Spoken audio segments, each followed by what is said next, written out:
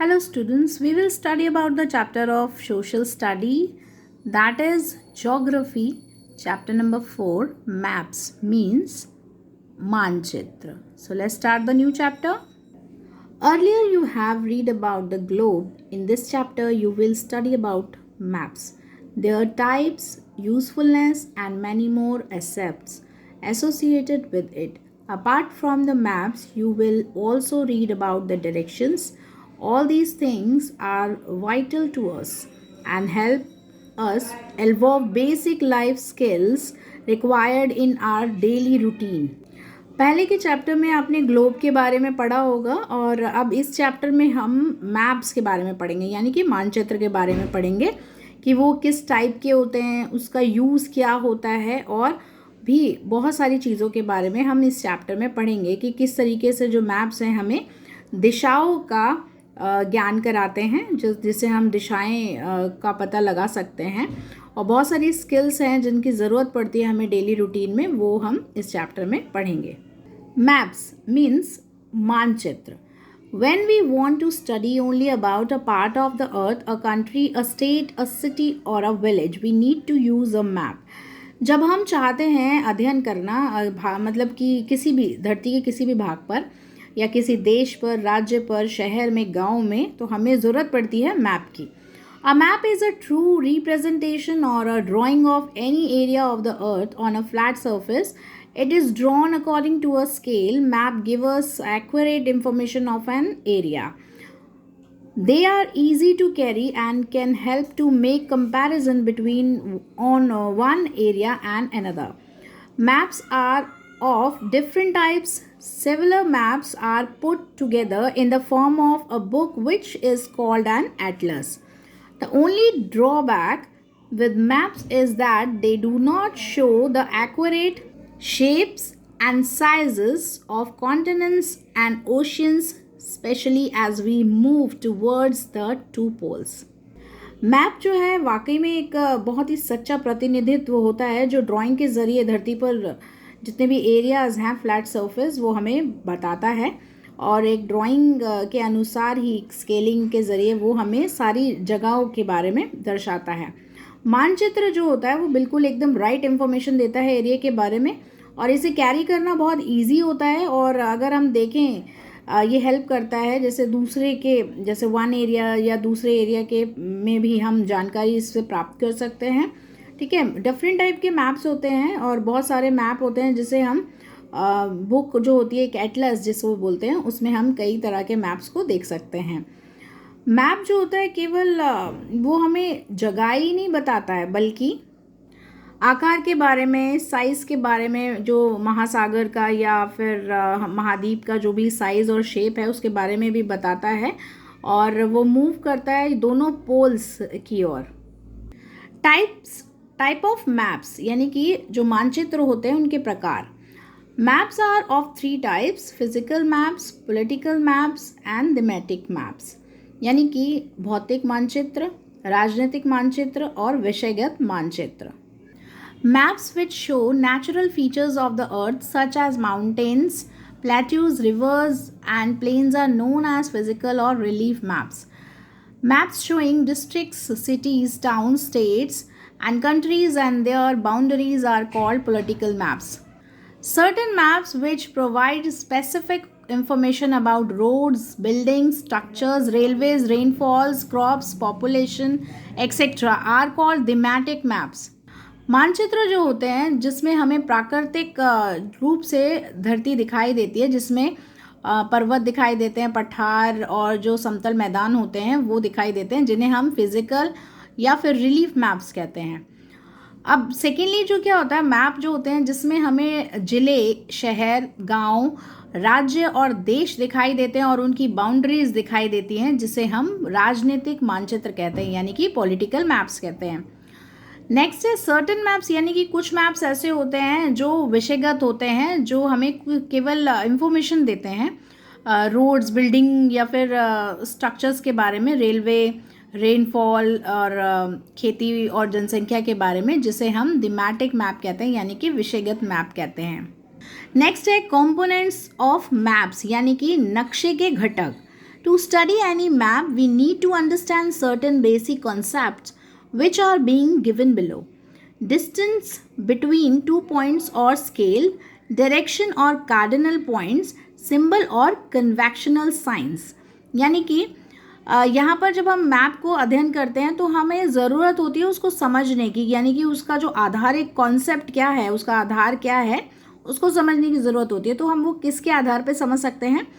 Distance between 2 points of scale, यानी कि 2 points के बीच का डिस्टेंस क्या होता है, उसके मापदंड को समझना.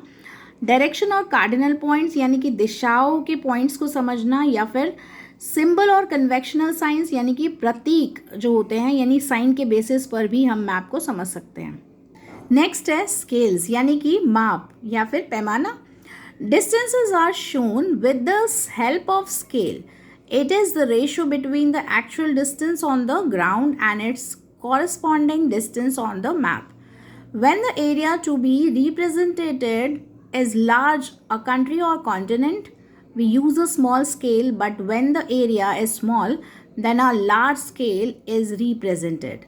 Large scale maps can show more details as compared to small scale maps. यानी कि जो दूरी होती है वो हमें दिखाई जाती है स्केल की हेल्प से, ठीक है, उसकी मदद से दिखाई जाती है, यानी हम माप कर पता लगाते हैं. और इसका जो रेशो का जो बीच होता है, यानी बीच की जो दूरी होती है, रेशो के आधार पर एक्चुअल जो डिस्टेंस उसका पता लगाया जाता है ग्राउंड का, वो उसके अनुरूप होता है, यानी डिस्टेंस यानी दूरी के अनुरूप होता है मैप में. और जब हम किसी भी एरिया को रिप्रेजेंट करते हैं, जैसे कि यहाँ शो करते हैं लार्ज एरिया को, तो हम उसे यूज़ करते हैं स्मॉल स्केल को, ठीक है, उसके आधार से हम इसको नापते हैं. लेकिन जब हम किसी स्मॉल एरिया को शो करते हैं तो वो हम लार्ज स्केल से नापते हैं, उसके द्वारा ही इसे रिप्रेजेंट करते हैं. अब लार्ज स्केल जो होता है वो हम जो लार्ज स्केल मैप होता है वो हमें बहुत सारी डिटेल्स देता है. कंपेयर अगर हम तुलना करें स्मॉल स्केल के मैप में, तो हमें लार्ज स्केल जो है ज़्यादा इंफॉर्मेशन देता है. A scale can be shown in 3 ways. एक स्केल जो होता है वो हमें दर्शाता है 3 तरीक़ों से. Number 1, representative fraction. For example 1:10 lakhs or 1/10 lakhs means that 1 centimeter on the map indicates 10 lakh centimeter on the ground. The numerator expresses the unit on the map and denominator denotes the unit on the ground. Statement of scale. In this, the scale is given in the form of a sentence. For example, a scale 2 centimeter is equal to 1 kilometer means that 2 centimeter on the map is equal to 1 kilometer on the ground. Linear or graphical scale is shown by a graduated line exhibiting both kilometers and meters. It is used for measuring distances between any 2 points on the map with the help of a string, ruler or a divider. अब ये जो है हमें 3 तरीके से बताया जाता है, जैसा कि बताया था. तो वो शो करता है फ्रैक्शन के ज़रिए. जैसे एग्जाम्पल देते हैं 1:10 लाख या फिर 1/10 लाख. इसका मतलब है कि 1 सेंटीमीटर मैप पे जो इंडिकेट करेगा वो 10 लाख करेगा, 10 लाख सेंटीमीटर ग्राउंड पर. और जो न्यूमरेटर एक्सप्रेस करेगा वो यूनिट जो मैप पर करेगा, ठीक है. और डिनोमीटर जो है वो डिनोट करता है यूनिट ग्राउंड पर, ठीक है. नेक्स्ट है स्टेटमेंट ऑफ स्केल, यानी कि जो स्केल होता है वो अगर हमें कोई भी फॉर्म देता है सेंटेंस की, तो एग्जाम्पल जैसे देख लेते हैं. 2 सेंटीमीटर वो इक्वल होता है 1 किलोमीटर के. मतलब जैसे 2 सेंटीमीटर जो मैप पर दिखाता है वो बराबर होता है 1 किलोमीटर ग्राउंड पर. अब यहाँ पर लीनियर और ग्राफिकल स्केल जो है वो शोन करता है ग्रेजुएटेड लाइन पर, दोनों यानी दोनों साइड में किलोमीटर्स पर और मीटर्स पर. अब ये जब हम इसका मेजर करते हैं, यूज़ करते हैं मेजरिंग करने के लिए, तो इन दोनों की जो दूरी है दोनों पॉइंट से नापी जाती है स्ट्रिंग के ज़रिए या फिर रूलर या डिवाइडर के ज़रिए नापी जाती है. नेक्स्ट है cardinal points of directions. A vertical line with an arrowhead generally in the northern part of the map with the letter N written indicates the north direction. Once you know where the north is, we can easily find out the other directions, namely the east, the west, north and south. यानी cardinal जो दिशाओं के cardinal points होते हैं उसके बारे में बताया है. वो जो वर्टिकल लाइन होती है और जनरली क्या होता है कि नॉर्थन पार्ट में वो मैप में नॉर्थन पार्ट में दिखाई जाती है और जिसमें नॉर्थ को एन लेटर के ज़रिए इंडिकेट किया जाता है. ठीक है, यानी नॉर्थ दिशा बताई जाती है.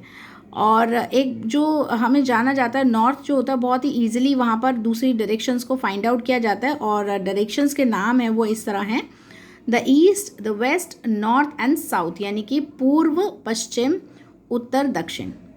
These are referred to as the cardinal points of the compass. Beside these, there are the intermediary directions, the northeast, southeast, northwest, and southwest. These directions help one to find out the location of places with a greater accuracy. यानी कि ये refer किया जाता है cardinal points को compass का. और यहाँ पर जब डायरेक्शंस को देखना होता है नॉर्थ ईस्ट, साउथ ईस्ट और नॉर्थ वेस्ट, साउथ वेस्ट, तो ये जो डायरेक्शन है वो फाइंड आउट करने में, लोकेशन की ढूंढने में जो है मदद करती. कोई भी जगह को ढूंढना हो तो बहुत ही सही जगह ढूंढने में मदद करती है. A magnetic compass can also be used to find out the direction of a place as the magnetic needle always point in the north-south direction. If there is no indicator to show the north, the top of the map is considered as the north. यानी कि जो magnetic compass होता है वो भी use होता है directions को ढूंढने में. कोई भी जगह का जो पता लगाना हो तो इसके ज़रिए लगाते हैं और इसमें एक नीडल होती है जो हमेशा पॉइंट्स नॉर्थ साउथ डायरेक्शन को दिखाती है और इसमें कोई भी इंडिकेटर नहीं होता है जो शो करे नॉर्थ को या फिर मैप के टॉप को कंसिडर करे. ठीक है, इस तरीके का कोई भी इंडिकेटर यहाँ नहीं होता है. नेक्स्ट है सिम्बल्स, यानी कि प्रतीक. While drawing a map, it is not possible to show the actual shapes and size of the different features like a road, bridge, market, school, etc. Certain signs and symbols are used to show these features. These are called the conventional symbols.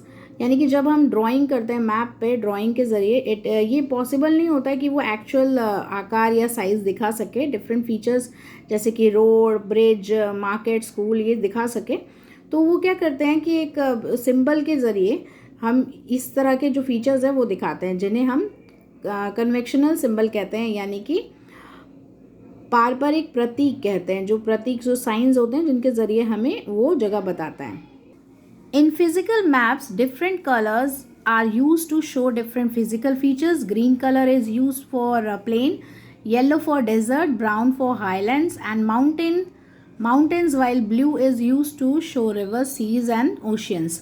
यानी कि जब हम देखते हैं जो physical map होता है जिसमें डिफरेंट कलर दिखाए जाते हैं डिफरेंट फिजिकल फीचर्स के लिए. ग्रीन कलर जो है प्लेन्स को शो करने के लिए यूज़ होता है, येलो डेजर्ट को यानी रेगिस्तान को दिखाने के लिए, और ब्राउन कलर जो होता है हाईलैंड्स यानी ऊंचे पठारों को दिखाने के लिए यूज़ होता है, माउंटेन्स को दिखाने के लिए यूज़ होता है. और वहीं पर जो नीला रंग है वो नदियों, समुद्र और महासागरों को दिखाने के लिए यूज़ होता है. These symbols not only make the maps easy to interpret but also give a lot of information in a limited space. Tourists usually take the help of maps to study the area properly. Maps use a variety of signs which any traveler can easily understand that as they are the internationally accepted signs and symbols. Actually, there is an international understanding for using the same symbols to show certain specific features in the same manner. यानी कि ये जो प्रतीक होते हैं वो केवल maps को easy करते हैं बताने के लिए, बल्कि बहुत सारी इन्फॉर्मेशन भी देते हैं लिमिटेड स्पेस को दिखाने के लिए. टूरिस्ट लोग जो होते हैं वो इसी की मदद लेते हैं प्रॉपरली अध्ययन करने के लिए जगह को. और मैप जो है कई तरह के साइंस से दिखा सकता है, ट्रैवलर को इजी हो जाता है उसको समझना. अगर बहुत सारे तरह के साइन होते हैं तो वो एक्सेप्ट करते हैं इस तरह के साइंस सिंबल्स को, और जो इंटरनेशनली वो समझ सकते हैं इनके ज़रिए. जो सेम सिंबल्स होते हैं उनके ज़रिए वो अलग जो भी फीचर्स होते हैं उसको समझने में उन्हें काफ़ी मदद मिलती है. नेक्स्ट है स्केच यानी रेखा चित्र. A rough drying of any area based on memory drawn without a scale is called a sketch. It helps to locate or show places which we need to visit. We often find sketches drawn on wedding cards so as to make it easy for the guest to reach the venue. Direction and distances are shown in sketches, but no scale is used. In this way, a sketch gives us an overall idea about the location of any place. यानी कि जो rough drawing जैसे हम करते हैं किसी भी क्षेत्र की, तो वो क्या है, एक याददाश्त पर बेस्ड होती है, आधारित होती है, और हम बिना स्केल के ही ड्राइंग बनाते हैं जिसे हम स्केच कहते हैं. उसकी मदद से क्या होता है कि हम जहाँ जाना चाहते हैं एग्जैक्टली वहाँ पहुँच जाते हैं.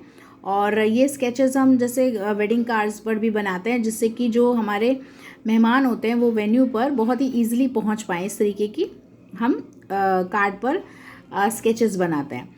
तो जो दिशाएं और दूरी जो होती है वो उस पर स्केच के ज़रिए शो की जाती है, लेकिन कोई भी स्केल नहीं यूज़ किया जाता है और पूरा जो आइडिया एक तरीके का दिया जाता है जगह के बारे में. नेक्स्ट है प्लान यानी कि योजना.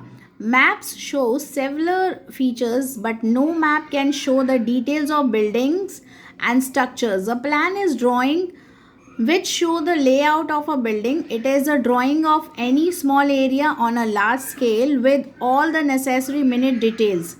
It is used by architects who design houses. We can use it to show the actual size of rooms along with doors, windows, almirahs, etc. A plan is drawn according to a scale. मानचित्र जो है वो कई प्रकार के features को show करता है, बट मैप जो है वो शो करता है बिल्डिंग्स की डिटेल्स, स्ट्रक्चर की डिटेल्स. अब प्लान यानी कि योजना जो है वो ड्रॉ की जाती है, उसके ज़रिए जो है एक लेआउट बिल्डिंग का तैयार किया जाता है. और ड्राइंग जो है कोई भी स्मॉल एरिया की हो या लार्ज स्केल पर बनाई हो वो ज़रूरी होती है. तो वो कुछ ही मिनट में वो डिटेल्स दे देती है उस जगह के बारे में. और यह जो है आर्किटेक्ट जो होते हैं वो भी यूज़ करते हैं इस टेक्निक को और डिज़ाइन करते हैं. वो हाउसेस को बनाते हैं तो वो घर की डिज़ाइंस बनाते हैं और यूज़ करते हैं. और एक्चुअल जो साइज़ होता है रूम का या दरवाजे के साथ, विंडो के साथ, अलमीरा के साथ, तो वो इसी प्लान यानी योजना के तहत वो एक मापदंड से वो दिखा सकते हैं उनको और उसका वो अंदाज़ा लगा के किसी को दर्शा सकते हैं. तो प्लान के ज़रिए जो है ये हम एक ड्राइंग के ज़रिए उसके आधार पर, एक स्केल के आधार पर हम ये योजना के तहत दिखा सकते हैं.